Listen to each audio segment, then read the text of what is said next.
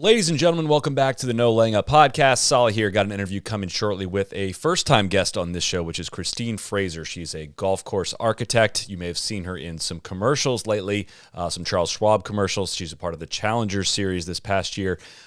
Great story behind her and her path to golf, and I really strongly recommend you go to schwabgolf.com. Check out the Challenger video they did with her, the full 5.5-minute version, more than just the commercial, to learn a bit more about her and kind of complement this episode, which I think is a fantastic interview.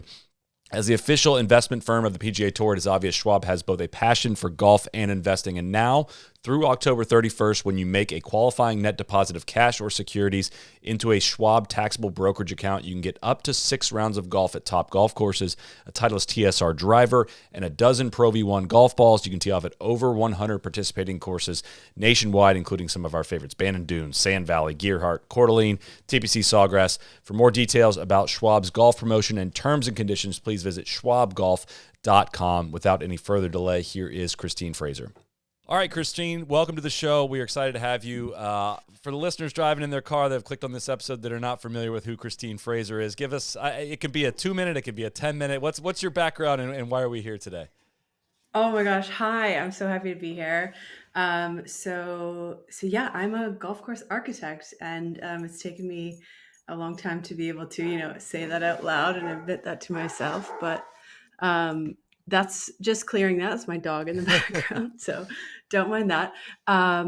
Yeah. So I'm a golf course architect, and I started out playing golf, and I happened to get good at it, and it allowed me to go down to Florida and have a golf scholarship and see a lot of different types of golf courses that we don't have in Canada. So that was kind of my first introduction to different kinds of golf courses. And I really fell in love with the golf landscape. And I had actually grown up on a golf course. My grandparents in the 70s bought a cornfield and decided they wanted to design and build a golf course, and that would be the family business. So it's kind of been around me my whole life. And my brother and I would spend every waking hour during the summers on the golf course messing around. And the only rule was don't bother the golfers. So we were on our own to just pick golf balls from the pond or find them in the woods. And my first job was bagging tees. I would make 10 cents a bag. So, well, I would suggest for listeners, go to schwabgolf.com, check out her Challenger video where they go to that golf course with your grandmother. It's a heartwarming. It just made me smile. I was watching it.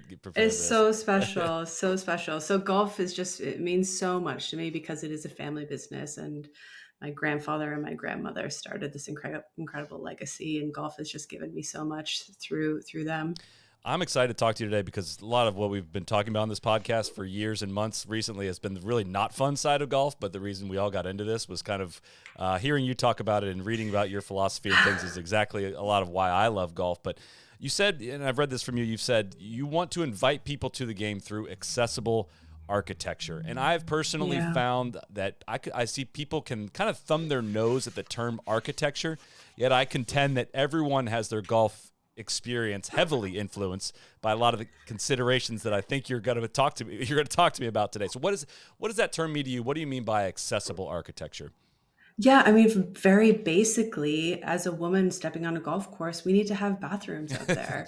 So that's a great place to start, of just making sure there are accessible bathrooms throughout the golf course for us, and just focusing on the experience of golf rather than the actual technique or strategy or playing of golf is where that really excites me. If, how can we use golf as a tool to better people's lives and enrich people's lives and evolve relationships and evolve your mental health and work on your physical health. So to me, golf is kind of just the tool that I like to use to, allow people to evolve.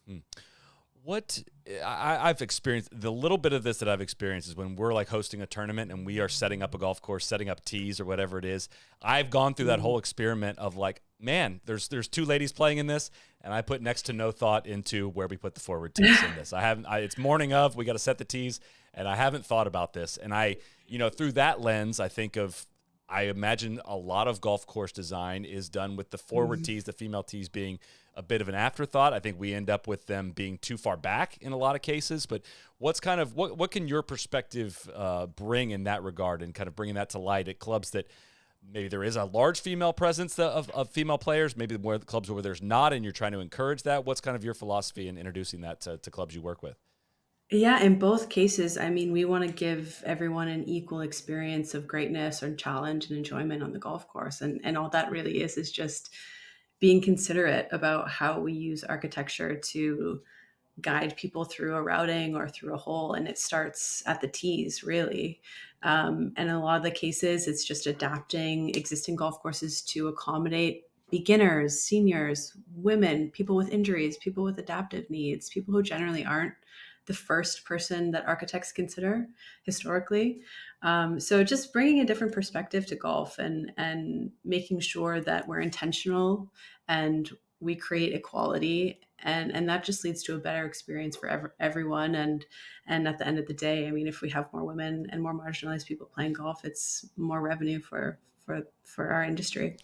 It's interesting too, just hearing. I guess we've been involved in some way with Jacksonville Beach Golf Club here in Jacksonville, which is a municipal course that I don't think until COVID I had full appreciation for how important like some open green space for people to go recreate is. Oh, It really seriously. is a game changer in terms of, again, if you look at the map of so many cities and seeing how little green space there is in some stuff. And then some people think there shouldn't be golf courses there, and that's a different question and whatnot. But it seems like a big part of what you talk about and you preach a lot about is the proper maintenance of these things and setting them up for the community. You know, for golf gets a bad rep for a lot of good reasons, and like, how do you Mm. go about changing that? And kind of, what's been your experience in that? Do you feel like that golf is kind of making a shift in that regard?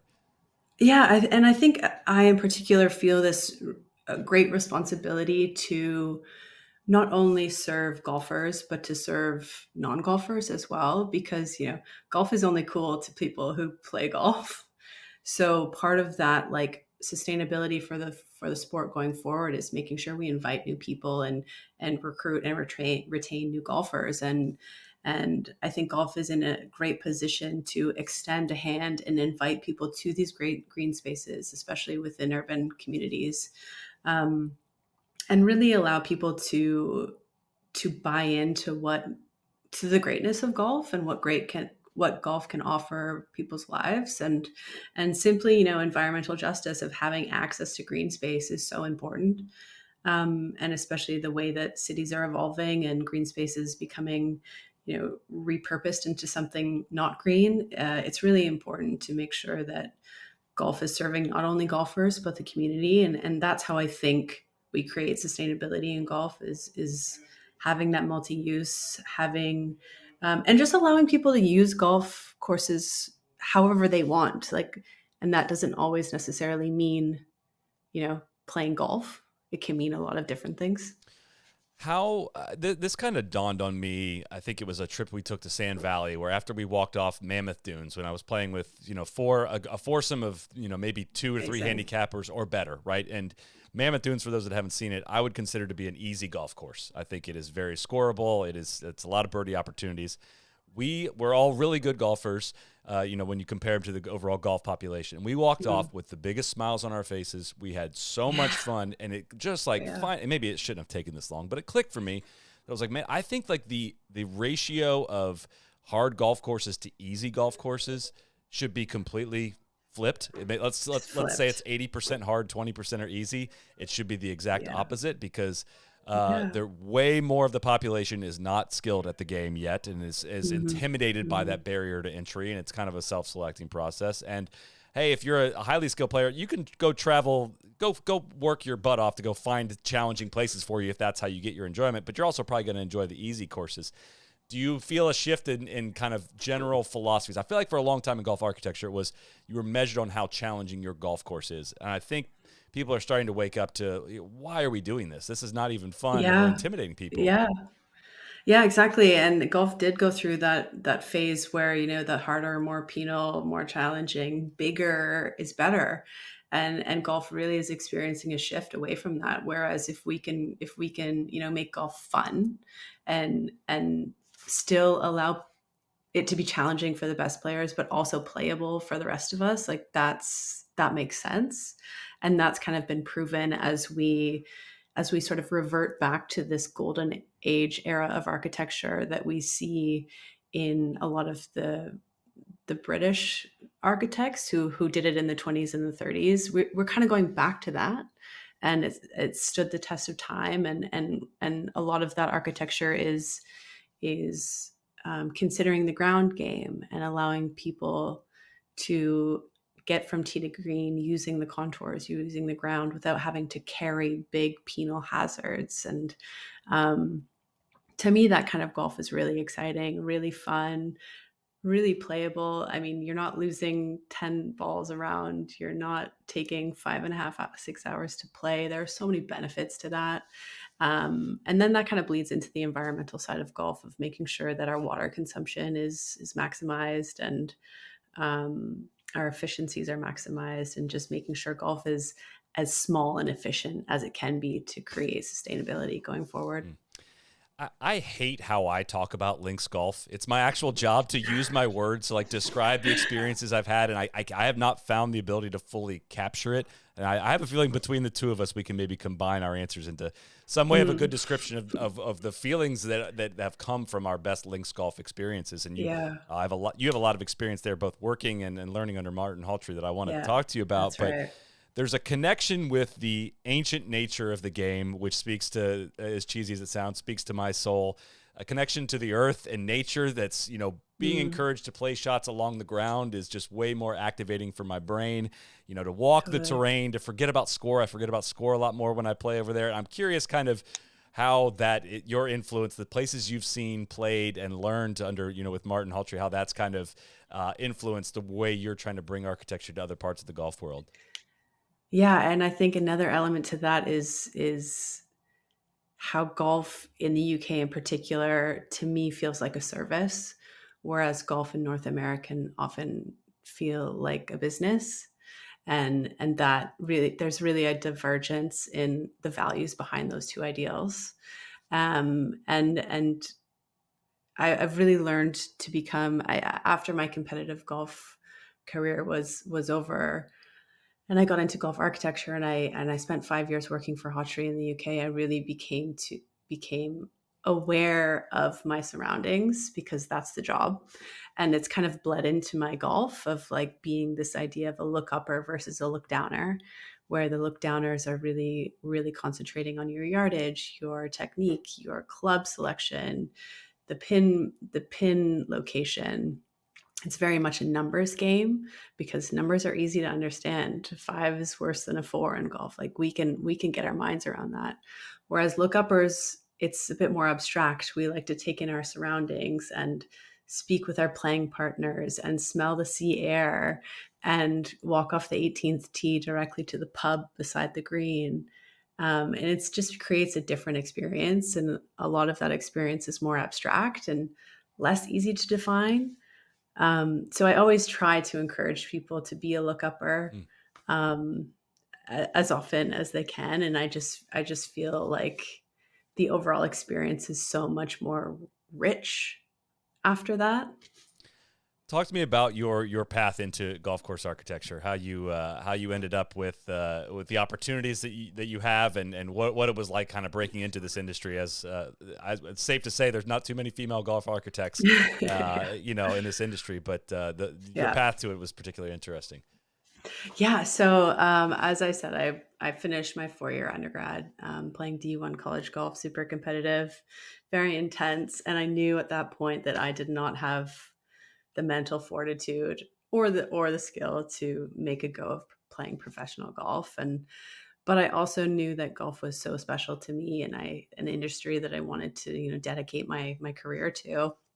And so I decided to get my master's degree in landscape architecture. So moved back to Canada, went to the University of Guelph and did a master's degree there. And the third year of your master's degree is writing a thesis. So it's all self-led study and research.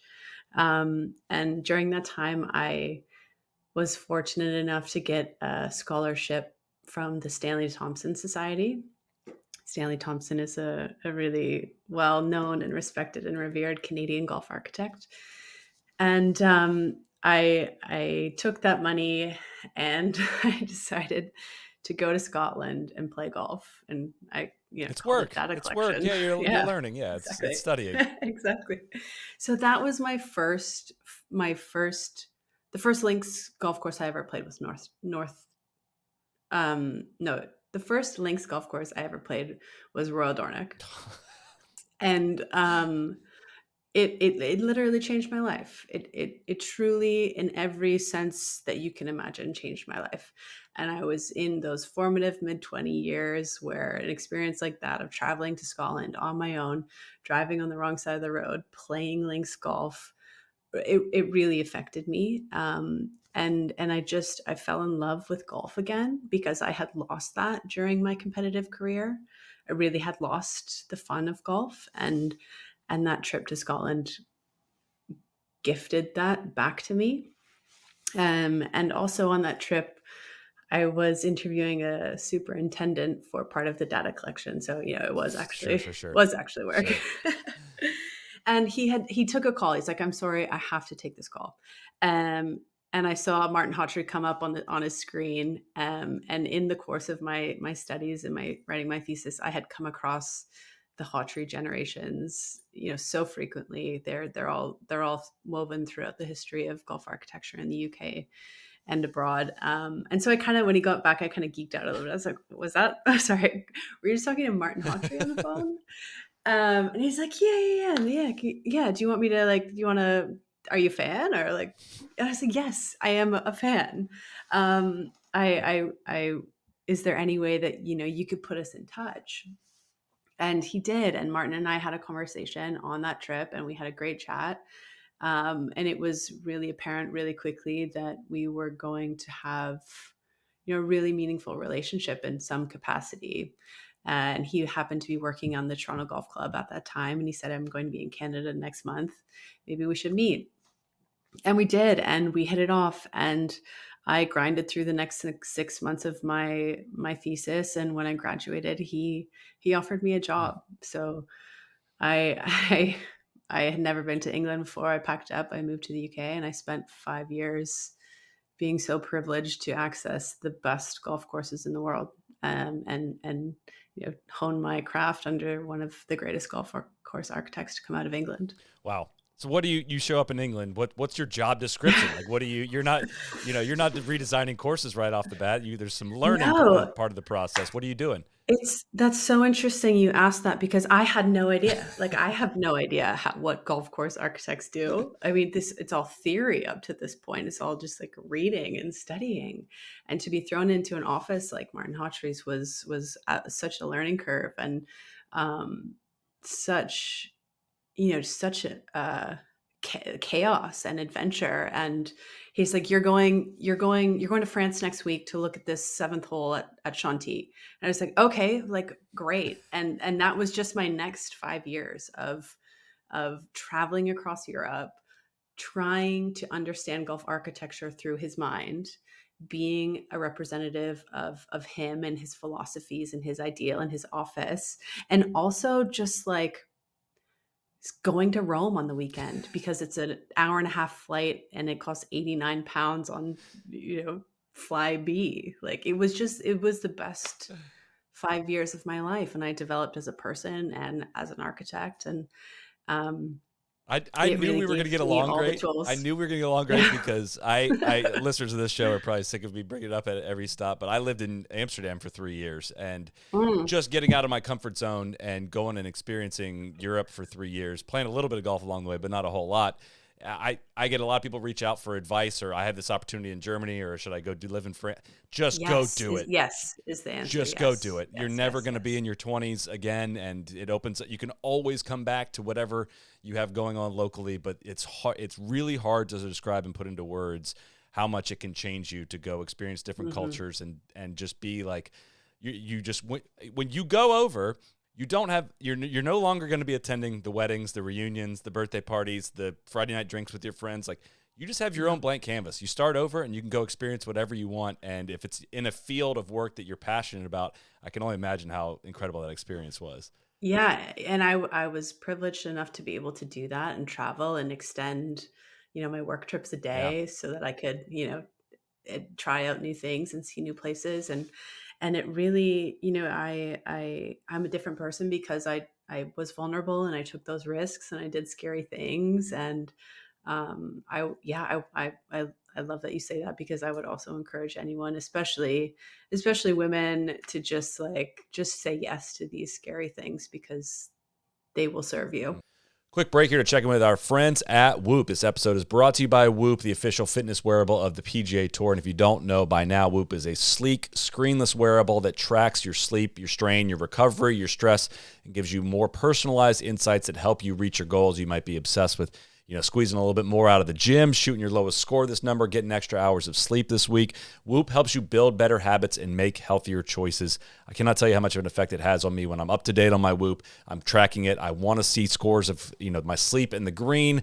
It makes me want to make better decisions when it comes to alcohol, when it comes to food, when it comes to eating late, when it comes to drinking late, what that does to my sleep, how my body doesn't actually rest during the night, even though I think I'm getting good sleep. I have a way better energy when I'm up to date and I make better decisions, like I said, when I'm using my Whoop. With features like Strength Trainer and Stress Monitor, you can finally track the intensity of your weightlifting or manage your stress levels with real-time stress scores and a science-backed breathwork network. Try Whoop for 1 month free. Get ready to unlock the best version of yourself. Head to whoop.com, WHOOP.com to get started. Use code NLU for 10% off your order. Again, code NLU at whoop.com, WHOOP.com. Now back to Christine Fraser. So you go to see the seventh hole in France. What do you come back with? What's your job when you go see this? Right? Is he trying to train you? It feels like all golf architects have this story of a time period in their life where they traveled around to go see things that would later influence a lot of what they did. But is Martin kind of almost like sponsoring you in that part of the process, or what do you come back to him with? It kind of felt like that, in retrospect. At the time, I didn't really know. I didn't really fully see that big picture, but I think he was. He would always tell me to take notes and to take photographs and to journal and to describe the meetings minutes. And at the time, I thought that was like the stuff that I had no interest in doing. I just wanted to be outside on the golf course. And um, but that was part of the training, and that exercise still serves me today, and it's how I developed my design process of being able to see what is already in place and understand that first before you change anything. Um, and that really served me in the way that he taught. And so much of golf architecture, as we know, is subjective, and so much of it in doing this job is intuitive, and that's so difficult to teach. And I think that was Martin's way of teaching me intuition, is just to allow me space to figure it out on my own, um, with his guidance. And I feel like my intuition is very trustworthy at this point because of that foundation that he provided me with. So what projects stick out in your mind as some of your first projects that you worked on, where you're starting to maybe learn what your role is within working for Martin? Yeah, so I had been working for Martin for less than a year, and he he gave me, the biggest responsibility and role that I had ever had up to that point. We were redesigning the Watson course, which is a 9-hole course at the Toronto Golf Club. Toronto Golf Club is, one of Canada's greatest, most historic clubs. And he said he really wanted me to take that on, and it was a full. I mean, no single blade of grass was left untouched on that property. It was 3 months on site consistently. I was the sort of the lead architect on site, um, at this, really prestigious, important project. And it was absolutely terrifying, and I made so many mistakes, and I still open my notebook from that project and refer back to it today, 10 years later. What mistakes? What are some Um, examples of mistakes you made that I imagine everyone's got to go through it at some point, and there's the only way to learn is to make the mistake. But what are some things you look back on like, oop, that was a mistake? yeah, and it's more than just like, oh, if I were had the opportunity, I probably wouldn't put that tee there. It's a little bit more than that, of not being confident in my decision making, or second guessing myself, or feeling like I couldn't speak up in a room full of Yeah. men. Those kind of things that are really, really a bit of a deeper level than just the golf course, that tee shouldn't have been there really, or the angle was wrong, or the yardage is a little bit off. And also, there's golf, building a project like that is, there's so many moving parts. The budgets on these projects are millions and millions and millions of dollars. It feels like a big responsibility, and I also learned in that project, too, that I am capable of doing this job and doing it well. So that's one of my most favorite and meaningful projects to date. I've heard you speak a bit about how art affects, your job and your profession and whatnot. But again, I'm not a golf course architect, but I would imagine there's also a bit of a learning curve to say. I imagine project management becomes one of the biggest, if not the biggest aspects of this job. That is maybe not as, there's not as much art that goes into that part of it. I'm wondering, again, this is maybe all in my head, but I feel like there's a process every architect goes through to be like, oh, this is what the day to day is like of this job. It's not just all drawing stuff in the sand every day. Yeah, I mean, there's very much a less sexy side to golf architecture than is portrayed a lot of the time, and that's stuff that they don't teach you in Yeah. school, or you can't read in the books about navigating the politics of a club or boards, or presenting to memberships, or trying to convince people why your design is valid, or project managing on a construction site with people that you've never met before, who are twice as old as you with twice as much experience. Like, that's tricky. That's like very delicate, and something that you have to learn by doing. What are some examples of places that you worked on in the UK that had an impact on you, or places you played in the UK that you walked off and said like, okay, whoa, that now we've just opened up a whole new world of understanding here. Yeah, you might just end this podcast right now, but I didn't actually even take my clubs over to the UK with me when I lived there. It really was like a full on dedication to golf architecture, and playing golf doesn't serve me in that same way. I find it really difficult to play golf and interpret the architecture at the same time. It just, my mind doesn't work that way. Um, so there wasn't too many golfing experiences that I had that with, but I will say, from something that I always look back on very fondly is my relationship with Ireland and the people of Ireland and the places of Ireland. I have such great respect and admiration for their kindness and hospitality, and maybe that's because it kind of reminds me of home a little bit. Canada kind of has that same generosity that Ireland does. So I have such fond memories of Ireland, being in Ireland and in the dead of winter, and people surfing out beside the golf course at Lahinch, and coming in after a windy day and having a nice cold Guinness. That just really is special to me. And again, it wasn't as much about the golf as it was about the community and the people and the evolution of me as a person. Well, and for our listeners' sake, they've, a lot of people are familiar with these places. But if you watch season 4 of our Tourist Sauce series, we visited many golf courses that you were involved in with Dunebag, Lahinch, Yeah, yeah, Dukes, Tralee. I don't know yeah. if I'm sure I'm Yes. missing some out in there, but those are some of the most special places in the world, especially Lahinch and Tralee, I would Oh say. my And, God. and so, when you guys are doing work on these ancient relics like this, what Yeah. happens to golf courses over time that require somebody to come in and say, all right, we're going to change this artifact that's here. It now needs to be changed. What's that process like from an evaluation standpoint and implementing those changes? It's a really delicate process, and um, golf courses are living, breathing things that evolve over time, and bunker lines change, and infrastructure fails, and trends evolve, and golf requires modernization. And a lot of what I enjoy doing is putting those practical elements in play in a golf course to allow as many people as possible to play them. And what that means now for me today is often a forward tee program, or looking at mowing lines or widening fairways or removing bunkers that don't serve a function anymore to not necessarily reduce maintenance budgets, but reallocate that budget to somewhere else more efficiently.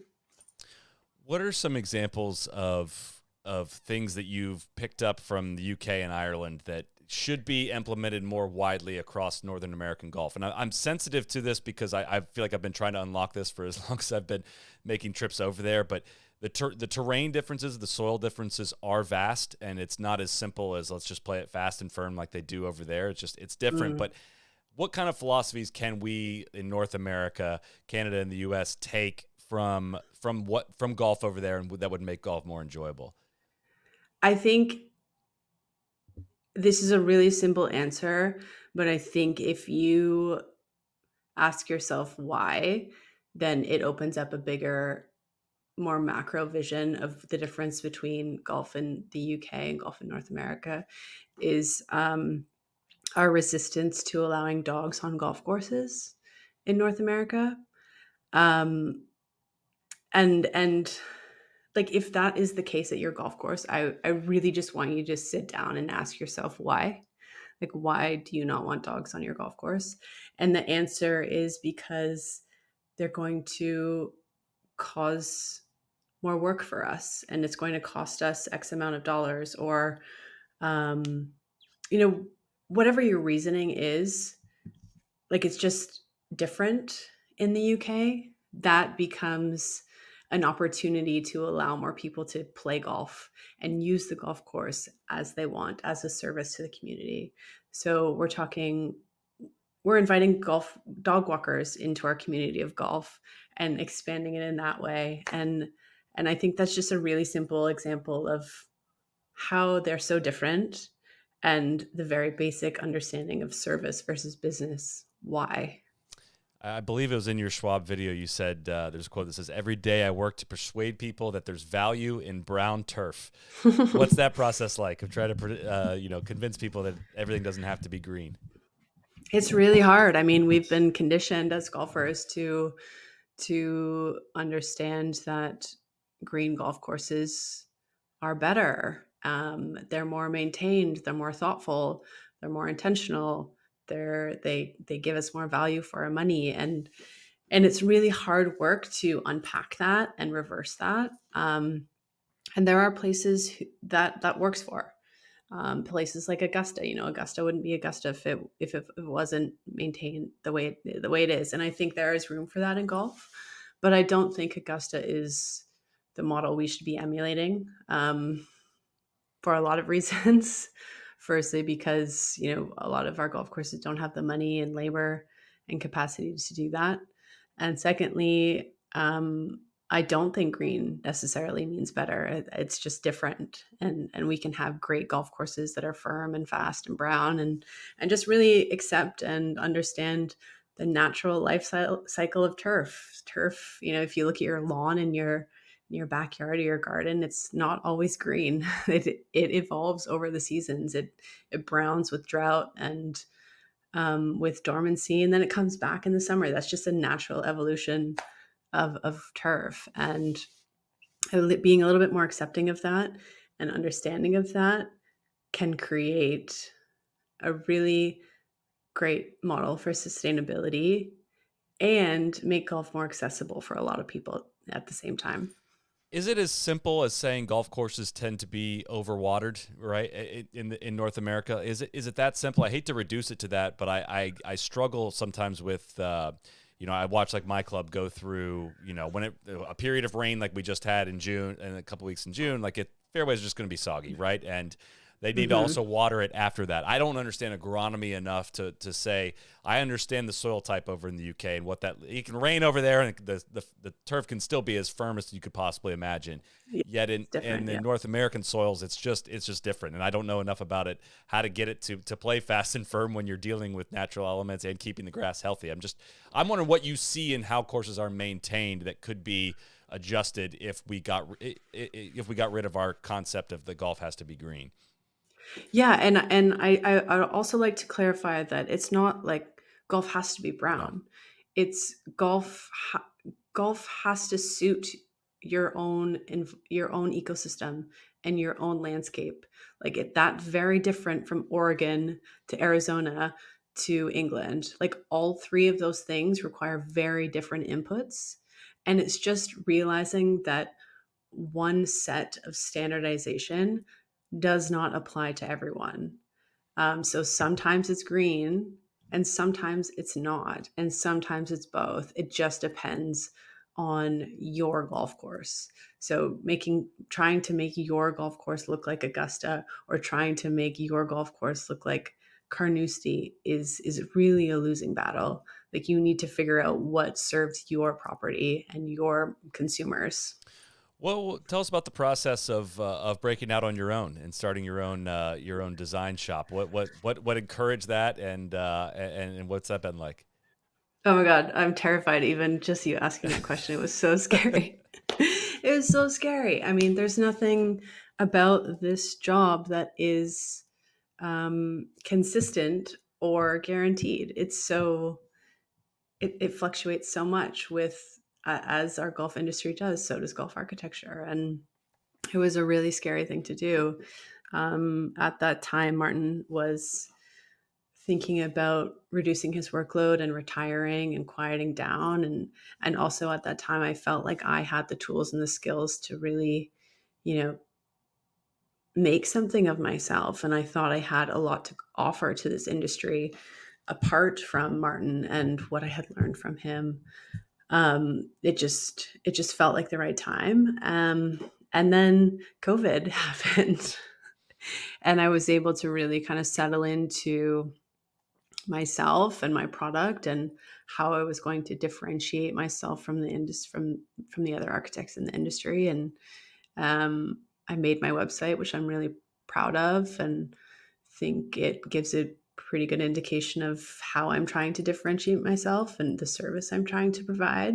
So it was a scary process, but I'm so happy I did it, and it seems to be going well. Has there been a noticeable boon to the golf architecture industry, golf course design business from COVID? Obviously, we've seen all the numbers of increased level of golf, and it felt like things were trending the wrong way for quite some time. I mean, there's always work to Yeah. be done on existing golf courses, that can afford to make changes like that. But is the industry picking up? Do you have a steady workflow of requests coming in, and kind of tell us a little bit about that? Yeah, I think I don't have a lot to compare it to because I kind of just got started in that really lucky space where people wanted to reinvest in golf. So for me, it's been really full on from the beginning of starting my own firm over here in Canada.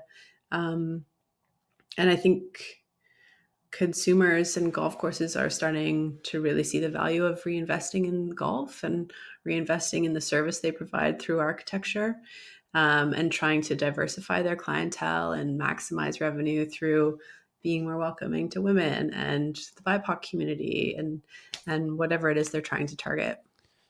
Tell me about like what your process looks like. So let's say you're going to potentially do work at a club. They give you a call and say we're thinking about doing some work. Let's in this hypothetical. This is not a rush job. You've got some time to kind of go through this process. How do you acclimate yourself with the landscape you're going to be on, the clientele of the golf course? Kind of describe what that would look like.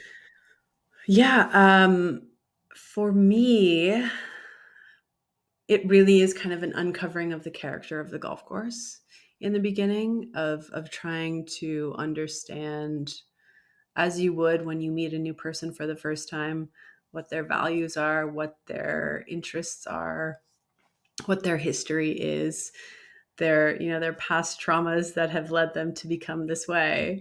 Um, and so it really is an uncovering of character in a lot of ways. And one of the things that I really enjoy about my job is, and one of the design philosophies that I really lean on quite heavily is designing with, not for.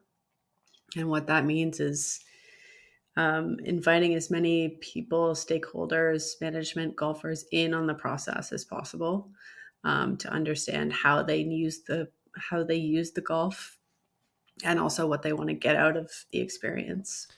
How would you describe what that process is like going through as a woman? Do you find is there any intimidation factor of maybe speaking in large groups of the rooms that are probably likely filled with a lot of men? Do you sense resistance in some way because you are a woman working in golf course architecture? What's that been like?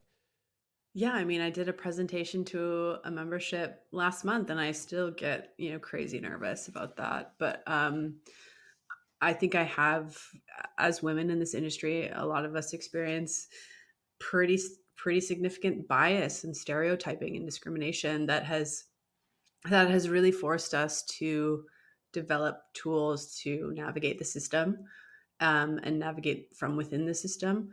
Um, and what that has led to is great collaboration among women who have had similar experiences and similar perspectives. So I have some great people in the industry that I can lean on, that I can ask advice about. And we are seeing a lot more representation across all fields of the golf industry: journalism, superintendents, pros, caddies. I mean, we're here, and our voice is getting louder.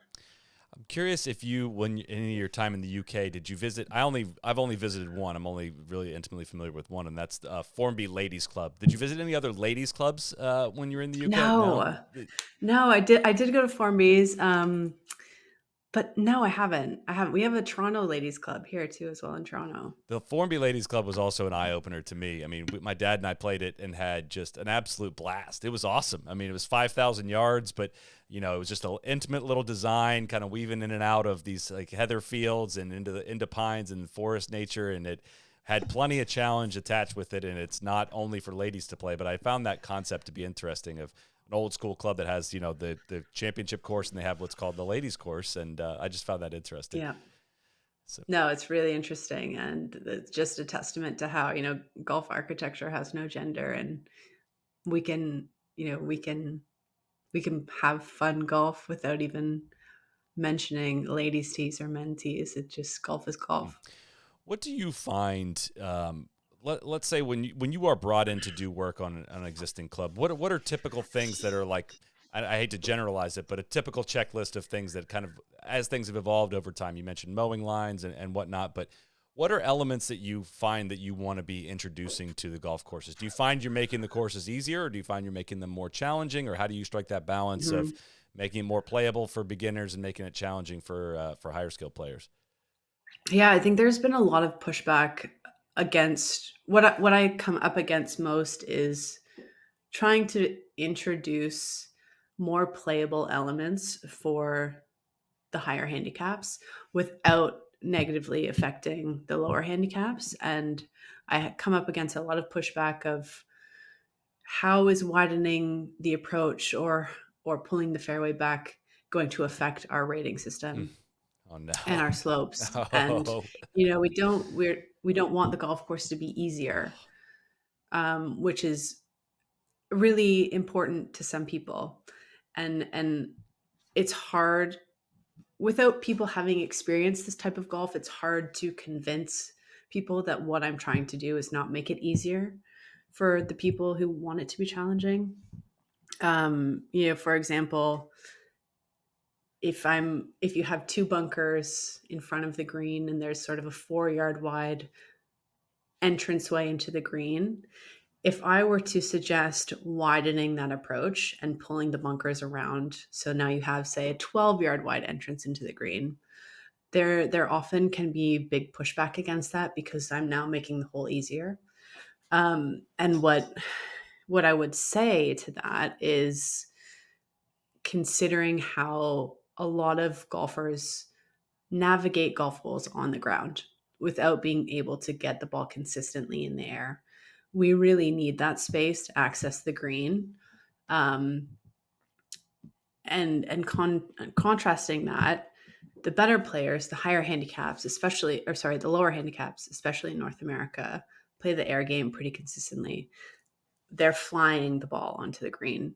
They're not bumping and running onto the green. So by opening up that approach, expanding that approach, we're really only affecting the game of the higher handicaps.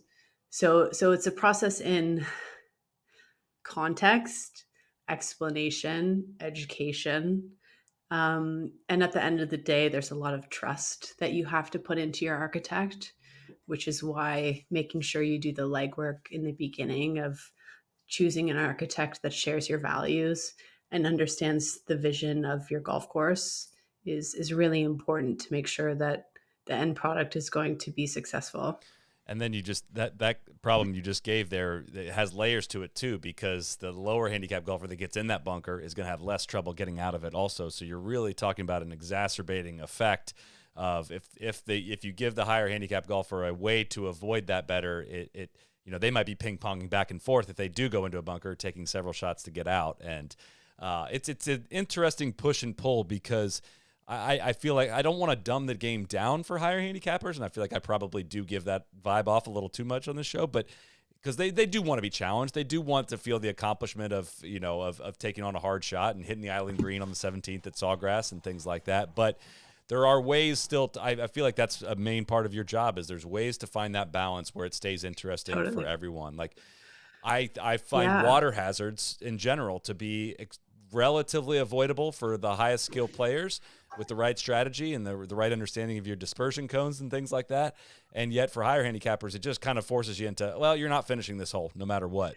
Yeah, exactly. And that's the kind of like the unlock that we're always trying to find of creating an equitable challenge for everyone. So we want this challenge to be like 8 out of 10 for your skill level. So if you're a scratch golfer or you're 25 handicap, we want this hole to play at 8 out of 10 hard. And that's really, really difficult to accomplish, but it is possible. Um, and the example you're giving, like a water carry is like 10 out of 10 hard for the 30 handicap. It's 1 out of 10 hard for your scratch Right. golfer. So it's like, how do we use different architectural tools to create something a little bit more strategic or interesting or um, understandable or playable for both of those people? We don't want it to be 1 out of 10 hard for the good players, and we don't want it to be 10 out of 10. We want it to be 5 out of 5. Like, that's the balance. And I find that contouring is a consistent way to do that, right? I mean, if there's Totally. a flop shot over a bunker that needs to be hit, like I'm a scratch-ish golfer these days, I can hit that shot. That's not much of a problem. High handicapper has a lot of problem with that. Whereas if you put a big mound in front of us, like he can putt over that, he can 7-iron, he can 9-iron, she can 9, Exactly. like the different Yeah. levels of that. It seems like less, and also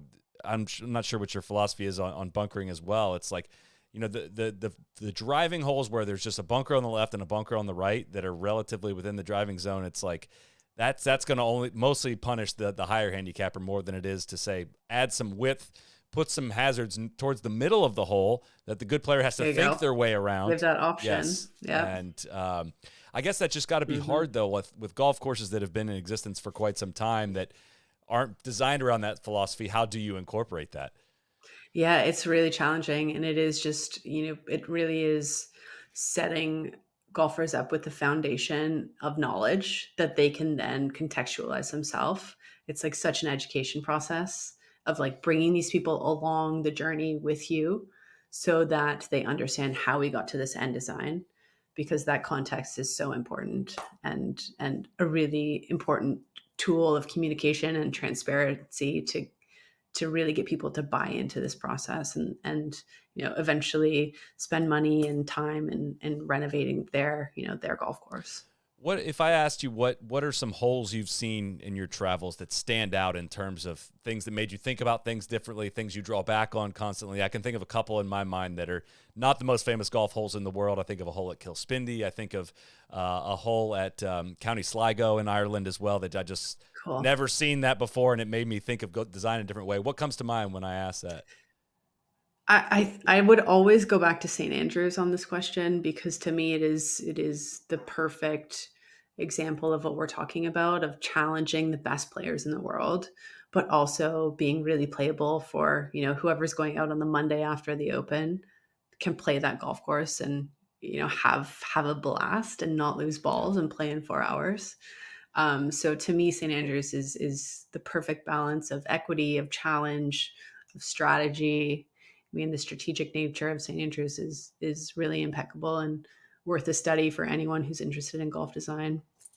And also the kind of the icing on the cake for me about St. Andrews is their dedication to their community, and their involvement of the community in everything that they do, and shutting down the golf course on Sunday for people to go and throw a frisbee or play soccer or walk their dog or whatever it may be. That's super inspirational to me.